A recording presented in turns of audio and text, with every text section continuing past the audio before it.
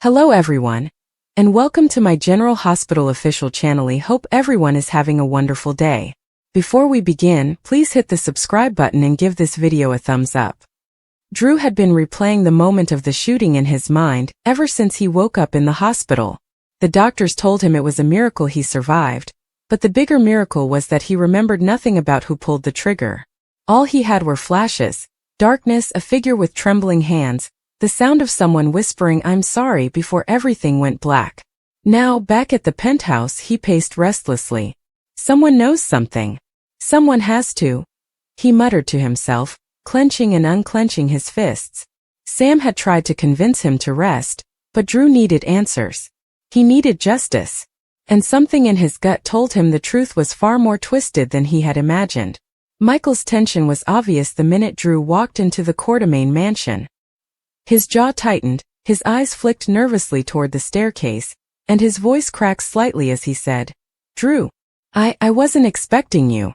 Drew narrowed his eyes. "You avoiding me, Michael?" Michael shook his head too quickly. No, of course not. Things are chaotic here." Drew stepped closer, lowering his voice. "Someone shot me, Michael. Someone tried to kill me.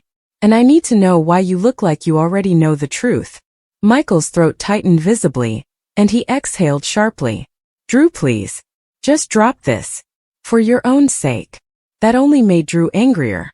"Don't protect the person who tried to put me in the ground." Upstairs, Willow stood at the edge of the hallway listening. Her fingers twisted anxiously around the hem of her sweater. Every time she heard Drew's voice, guilt stabbed her like a blade. She remembered that night too well, the panic, the fear, the confusion, the flash of the gun, the scream. She hadn't meant to shoot him. She hadn't even meant to pick up the gun. But fear does strange things to a person, and Willow's entire world had been crumbling. She had been terrified for Wiley, terrified for her marriage, terrified of secrets she wasn't ready to face. And Drew, he was in the wrong place at exactly the wrong moment. She covered her mouth to keep from crying. If Drew ever learned the truth, he would hate her forever. Carly pushed open the mansion door and stopped suddenly when she saw Drew standing rigid in the foyer. "You're doing this again?" she asked quietly. Drew turned to her sharply. "Doing what?" Carly approached him slowly, keeping her voice gentle. "Punishing yourself. Hunting the truth when you're still healing." Drew scoffed. "I'm not punishing myself. I'm finding the person who shot me." Carly exchanged a quick glance with Michael, who looked ready to burst. She had promised Willow she would keep the secret, but nothing stays buried in Port Charles forever. "Drew," she murmured, "maybe the truth isn't as clean as you think. Maybe the person didn't mean to hurt you." Drew froze. "So you do know something?" The tension snapped like glass shattering. "Enough," Michael said sharply. "We're not doing this in the foyer." Drew stepped forward. "Then let's go somewhere else. Somewhere you can tell me why you're acting like a man trying to protect a killer." Michael growled under his breath. "It wasn't like that." Drew clenched his teeth. "Then tell me what it was like." Before Michael could reply, Willow appeared at the top of the stairs. Her face was pale, her eyes rimmed with red. "Stop," she whispered. Everyone turned to look at her, but Willow kept her gaze locked on Drew. "I can't run from this anymore." Michael's face drained of color. "Willow, don't." Carly reached out a hand. "Honey, please think." But Willow shook her head. "No more lies." Drew stared at her, confused. "Willow, what are you talking about?" She descended the staircase slowly, each step heavier than the last. When she reached the bottom, she took a shaky breath. "The night you were shot, I was there." Drew's stomach twisted. "What do you mean you were there?" Willow's lips trembled. "I didn't know you were coming. I didn't even know you were close by. I panicked. I didn't think. The gun went off. I didn't mean to." Her voice broke. "I didn't mean to shoot you, Drew." Silence fell like a physical weight. Drew stared at her as if she had spoken in another language. "You?" Willow nodded, tears spilling down her cheeks. "It was an accident. One terrible, stupid accident." Drew stumbled back a step as if she'd hit him again. No, that doesn't make sense. "You? Why would you even have a gun?" Willow sobbed. "I was scared. There was someone outside. I thought someone was breaking in. Michael had told me to stay inside and lock the doors. I heard footsteps. I panicked. I grabbed the gun. I thought it was someone coming to hurt us. When I saw a shape move in the dark, I fired. I didn't even look. Drew's voice dropped to a horrified whisper. And that shape was me. Willow covered her face and nodded. Michael moved to her side immediately, pulling her into his arms. Drew, she's been torturing herself since that night. Drew could barely breathe. You let me wake up thinking the person who shot me was some attacker. You let me believe a stranger tried to kill me. Michael's voice grew firmer. Because Willow isn't a criminal. She's not a danger. She made a mistake. Drew's eyes flashed with betrayal. A mistake. He pointed at his chest, voice ragged. I almost died. Carly stepped forward cautiously. Drew, please try to understand. Willow was traumatized. She thought she was protecting the kids. Drew spun toward her. But you knew. You knew and didn't tell me. Carly's expression fell. I was trying to protect her. And you weren't ready to hear it. Drew shook his head, wounded. I trusted you. Willow sank onto the couch, trembling uncontrollably. I will tell the police, she whispered. I'll accept whatever happens. Michael grabbed her arm. No, you won't. You're not going to destroy your life over an accident. Drew stared at them, torn between fury, betrayal, confusion, and something else. Something he didn't want to admit. Compassion. He knew Willow. He knew her heart. And as angry as he was, he also knew she wasn't capable of deliberate violence. But knowing that didn't erase the pain of the lie. Drew exhaled hard, pacing the room. All this time, I kept trying to remember. I kept thinking the shooter said, I'm sorry before I blacked out. I thought it was my mind playing tricks on me. Willow's voice cracked. That was me. Drew swallowed. You stayed. Willow nodded. I tried to stop the bleeding. I called Michael. I was hysterical. He called an ambulance. He told me to stay quiet, because he didn't want me facing charges for defending our home. Drew turned to Michael sharply. You should have told me. Michael stepped forward. I was protecting my wife. You would protect the people you love too. The room grew thick with tension again. You're right, Drew said quietly. I would. But I still deserved the truth. Willow wiped her eyes. Drew, I am so sorry. I have nightmares about that night. I think about it every time I see you. I never wanted to hurt you. You were family. Her voice shook. You still are. Drew's jaw trembled before he forced himself to look away. The pain in her voice twisted something inside him. But the betrayal was still raw. After several long moments, Drew finally spoke. I don't know how to feel right now. I'm furious. I'm hurt. But I'm also relieved. Because it means there wasn't some enemy out there targeting me. Willow whispered, No, it was just me. And I'll carry that guilt forever. Drew studied her. You're not a bad person, Willow. You made a terrible mistake. But hiding it made everything worse. Michael placed a hand on Willow's shoulder. We'll make this right.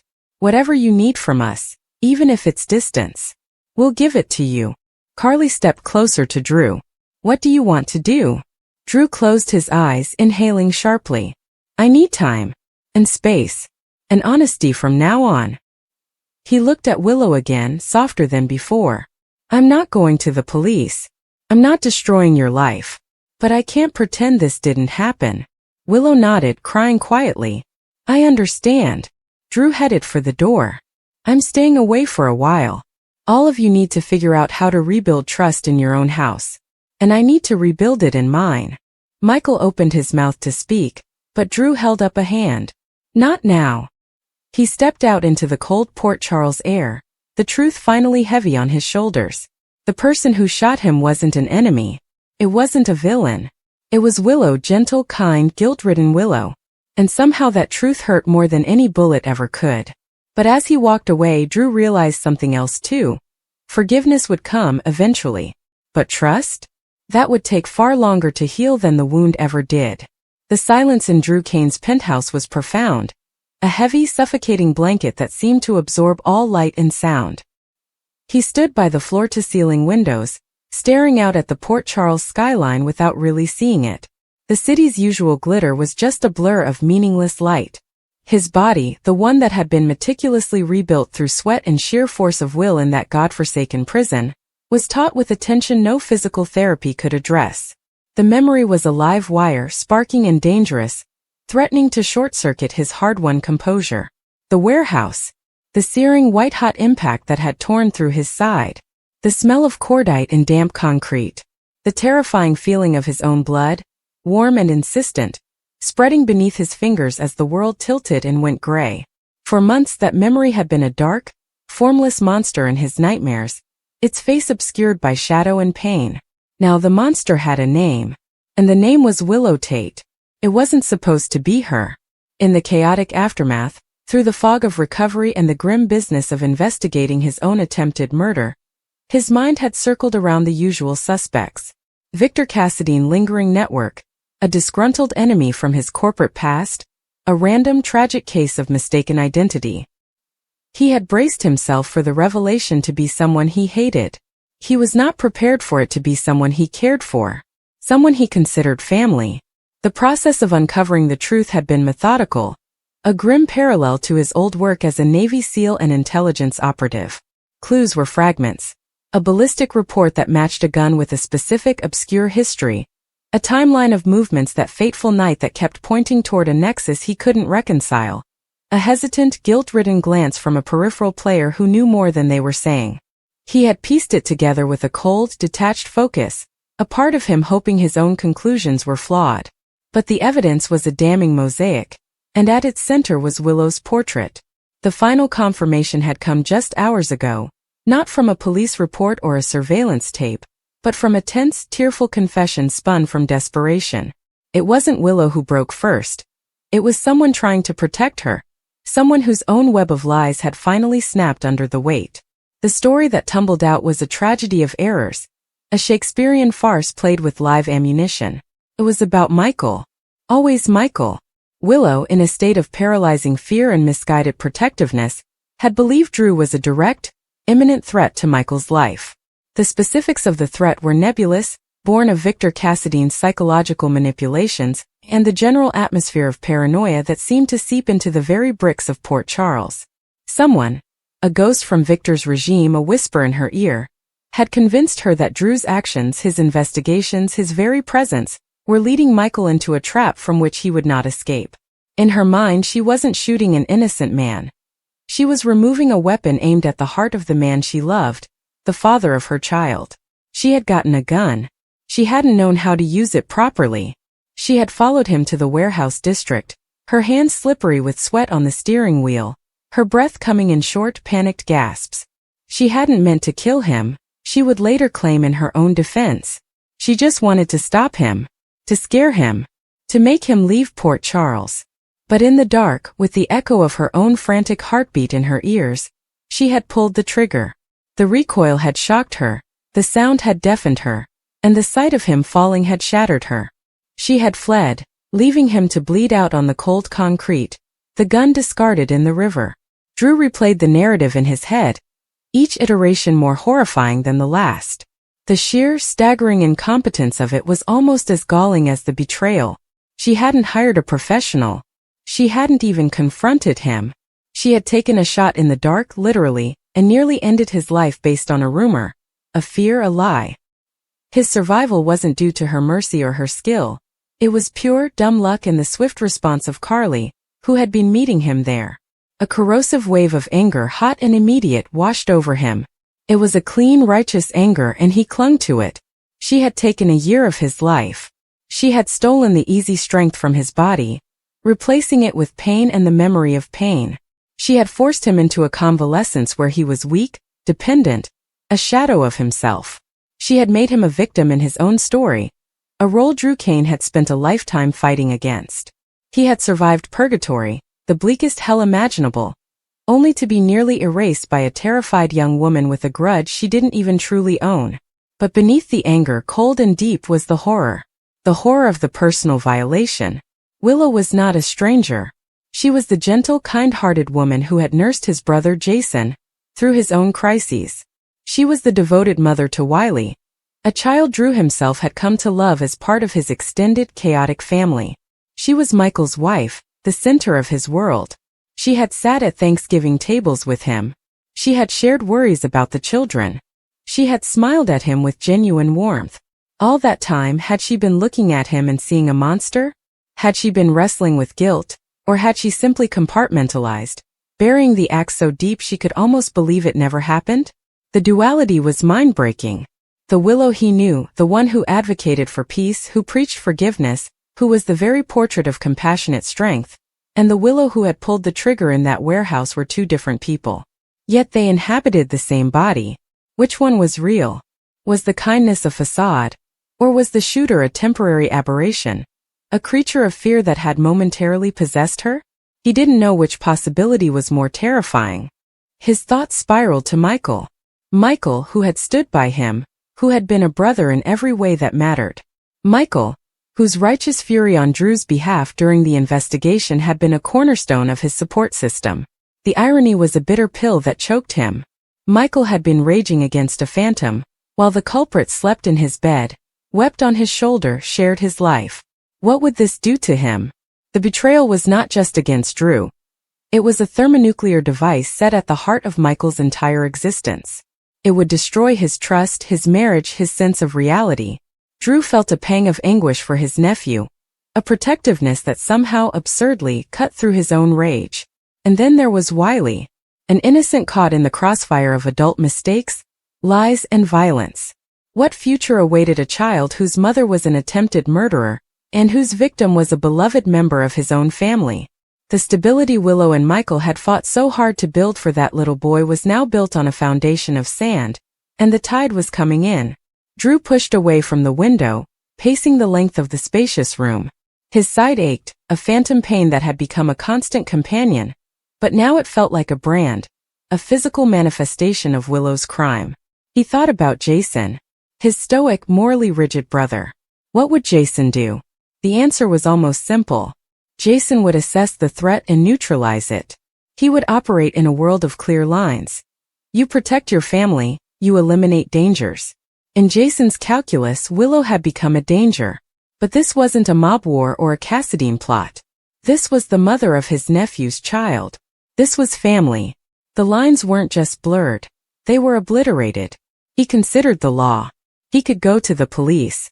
He had the evidence, he had the confession from the intermediary. He could press charges. The image of Willow in a prison jumpsuit, of Wiley visiting his mother behind plexiglass, of Michael's life dismantled by the justice system, brought him no satisfaction. It just painted a different picture of ruin. Port Charles justice was a fickle thing, often twisted by wealth, name, and circumstance. Would she even be convicted? A sympathetic jury might see a scared, manipulated young mother, not a cold-blooded killer. The thought of her walking free on a technicality or a plea deal made his blood boil anew.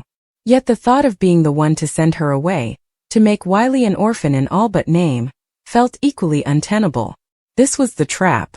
This was the exquisite torture she had inflicted upon him, perhaps without even realizing it. She hadn't just shot him. She had placed him in an impossible moral labyrinth. Seeking vengeance would devastate the very people he loved. Staying silent would be a betrayal of himself, a condoning of the violence done to him. It would mean living a lie, sharing space at family gatherings with the person who tried to end his life, forcing a smile for the sake of peace. He would be burying his own trauma alive, and he knew from bitter experience that things buried alive do not stay dead. They fester. They rot from the inside out. He recalled the months of physical therapy, the helplessness, the frustration of a body that wouldn't obey, the nightmares where he'd wake up gasping, the smell of the warehouse clinging to him. Carly had been his rock then. Her fierce, unwavering presence had been the light guiding him out of that darkness. How would she react? Carly's protective fury was legendary. Her love for Drew was deep and fierce, and her hatred for those who hurt her family was its equal and opposite force. She would demand blood. She would see Willow's act as the ultimate betrayal, not just of Drew, but of the entire fragile family unit they had all been trying to build. Carly would not be conflicted. She would choose a side instantly and wage total war. The fallout would be apocalyptic. And Sam? His relationship with Sam was its own complex tapestry of history, love, and co-parenting. She would be horrified. She would offer support. But she would also be pragmatic, caught in the same web of familial connections. Her children were tied to this family. Her loyalty would be divided between justice for him and peace for the whole. The weight of the secret was already crushing him. Knowing and not acting felt like complicity. He looked at his hands. These were the hands that had fought, that had built companies, that had held his daughter Scout. They were the hands that had clutched a wound trying to keep his life from spilling out.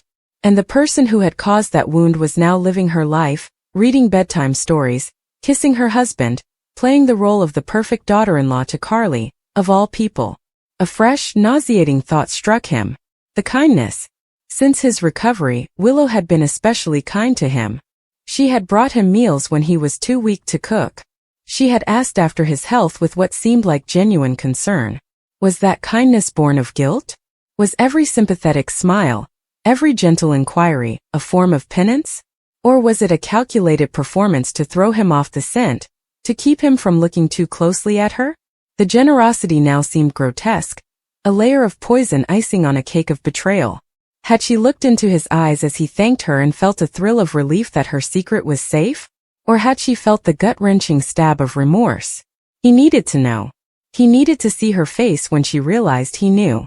Confrontation was inevitable, but it had to be on his terms. It couldn't be a screaming match at the Metro Court or a tense standoff at the Quartermain mansion. It had to be controlled. He needed answers that the second-hand confession didn't provide. He needed to hear it from her. He needed to look into the eyes of the woman who shot him and understand which version of Willow was looking back. He made a decision, cold and deliberate. He would not go to the police. Not yet. He would not tell Michael or Carly. Not yet. He would confront Willow alone. He would present the evidence, the unassailable chain of logic that led to her, and he would watch. He would watch her defenses crumble. He would listen to her explanation, her justification. He would see if there were tears of genuine remorse or the panicked tears of someone caught. Only then, after he had looked into the abyss of her action and taken its measure, would he decide what to do. The plan brought a sliver of grim calm. He was taking back control. The narrative of that night had been hers, the secret, the fear, the hidden guilt. Now he was seizing authorship. He would dictate the next chapter. But as he rehearsed the conversation in his mind, the horror mutated, deepened. It was no longer just about the act of violence. It was about the erosion of trust on a fundamental level. If Willow could do this, who else in his circle was capable of the unthinkable? The shooting was a single event, but the betrayal was a poison that would seep into every relationship, every glance, every offered kindness. It would make him question everything. It would isolate him as surely as any prison cell. He thought about Scout, his bright, beautiful daughter. How could he explain this to her one day? How could he teach her about forgiveness, about family, when his own experience was so brutally contradicted? He had a duty to show her how to stand up for herself, to not be a victim. But he also had a duty to show her that family was worth fighting for, even when it was broken. Drew walked along the harbor with his hands deep in his jacket pockets, the cold wind slapping his face harder than any hospital slap of reality ever could. The truth replayed over and over in his mind like a broken record he couldn't stop listening to. Willow, he whispered to himself, tasting the disbelief, the hurt, the shock. He closed his eyes as the memory of her trembling voice echoed back. I didn't mean to shoot you. Every step felt heavier. He wanted to scream, to punch something, to forget, to understand. Everything at once, and nothing made sense. At the pier, Sam spotted him first. There you are, she said softly, approaching slowly like she was afraid he'd bolt. Drew didn't turn around. Please tell me you didn't know, he said in a cracked voice. Sam froze. Know what? Drew finally looked at her. It was Willow. Willow shot me. Sam's eyes widened, pure shock washing over her. What? No, that can't. Drew, are you serious? He nodded slowly, painfully. Michael knew. Carly knew. They all kept it from me. Smoldering anger flickered in Sam's eyes, but she stayed steady. Oh my God. Drew. I'm so sorry. Sam moved closer, touching his arm gently. How are you holding up? Drew gave a humorless laugh. I don't know what I feel. Betrayed? Lied to? Relieved it wasn't an enemy? Angry it was an accident? Angry no one trusted me with the truth. He shook his head. I feel everything at once and nothing all at the same time. Sam nodded. That's normal. Drew looked at her. Is it? Because none of this feels normal. Sam squeezed his arm. You were shot by someone you care about. And the people who should have told you didn't. You're allowed to feel whatever you're feeling. Back at the Quartermain mansion, the atmosphere felt like a tomb. Willow sat curled on the couch, wrapped in a blanket, her fingers shaking as she held a cup of tea she couldn't bring herself to drink. I ruined everything, she whispered. Michael knelt in front of her. No, you didn't. You made a mistake, Willow. A mistake you've been punishing yourself for every day since. She shook her head, tears streaking her cheeks. But now Drew knows. And he looked at me like I was a stranger. Michael swallowed. He was shocked. Anyone would be. But he doesn't hate you, Willow whispered. Maybe he should. Carly stood nearby, rubbing her temples. I should have told him, she admitted slowly. I was trying to protect you, Willow. But Drew deserved the truth sooner. Now he's hurt twice, first by the shooting and then by the lie. Willow closed her eyes. He'll never look at me the same way again. And honestly, I can't blame him. Michael cupped her face gently. You're my wife. You're the mother of our children. And you're a good person. Drew will see that eventually. Willow leaned into him weakly. I'm scared, Michael. He kissed her forehead. I know. But we'll get through this. Drew returned home later that night, but sleep was impossible. He kept replaying Willow's confession, the way she looked at him, the pain in her voice. He threw a pillow across the room, running a shaky hand through his hair. Why didn't they tell me? He growled. He didn't expect an answer, but a knock on the door pulled him from his spiraling thoughts. He opened it to find Carly standing there, calm but nervous. Drew narrowed his eyes. What are you doing here? Carly took a breath. I owed you an explanation. He hesitated, then stepped aside. Carly entered slowly, like she was stepping into a lion's cage. Drew, she began softly. Before you say anything, I want you to know, keeping this secret was my choice. I take responsibility. Drew crossed his arms. Then explain it. Carly nodded. Willow was terrified. She thought someone was breaking into the house. She grabbed the gun to protect herself, the kids, the home. When she realized what she had done, it destroyed her.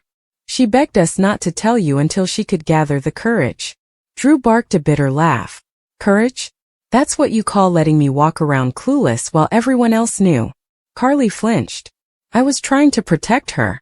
And yes, I was wrong. But she was falling apart. I chose to support her because she needed it. Drew shook his head slowly. You should have trusted me enough to hear the truth. Carly swallowed hard. You're right. Silence hung for a moment. Drew finally sank onto the couch. I would have forgiven her, he whispered. It was an accident. Terrible one. But I would have forgiven her if I'd known. Carly approached gently. Then maybe you still can. Drew looked up, eyes wet with unshed tears. It's not forgiveness I'm struggling with. It's trust. Carly sat beside him. Trust can be rebuilt. If you let it. He looked away. I don't know if I can. She nodded. I understand.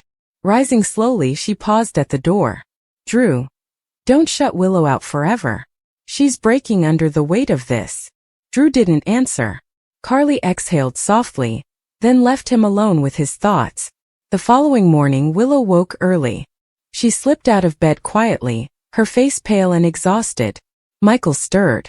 Willow, where are you going? She pulled on a sweater. I'm going to see Drew. He deserves an apology he can actually hear. Not the collapsed version he got yesterday. Michael sat up. Are you sure? You're still shaking. Willow nodded firmly. Running only makes it worse. Michael kissed her lightly. I'll be here when you get back. When Willow arrived at Drew's door, she almost turned around 3 times before knocking. When Drew opened it, his expression was unreadable. Willow's voice was barely a whisper. Can I come in? After a long pause, Drew moved aside. Yeah. She stepped in slowly, her hands trembling visibly. I'm not here to defend myself, she said softly. I'm here because you deserve to look at me and say whatever you need to say. Drew studied her for a long moment. I don't know what to say. Willow nodded. Then I'll start. I'm sorry. I'm sorry for the accident. I'm sorry for the fear. I'm sorry for the lie. And I'm sorry that I made you feel like your life didn't matter. Drew's throat tightened. It's not that my life didn't matter, Willow. It's that everyone acted like my truth didn't matter. Willow choked on a sob. You're right. Drew softened slightly but didn't move closer. I never imagined you would ever hurt anyone on purpose. Willow shook her head fiercely. I wouldn't. Especially not you. They stood in silence, both fighting emotions. Finally Drew sighed. I'm not going to the police. It was an accident. I know that. Willow nodded gratefully. Thank you. Drew added quietly. But things are different now. And I need time. Maybe a lot of time. Willow wiped her eyes. I'll give you whatever you need. Even if that means staying away. Drew nodded slowly. For now, yes. Willow's heart broke, but she forced a small nod. Okay. She turned to leave but paused at the door. Drew. I hope one day you'll remember who I really am. Not just what I did. Drew didn't answer. He didn't know the answer yet. After she left, he sank onto the couch, feeling both lighter and heavier all at once. Willow walked to the car, wiping her cheeks, when Michael stepped out onto the porch. How did it go? She shook her head. He needs space. Michael pulled her close. We'll get through this. Willow leaned into him. I hope so.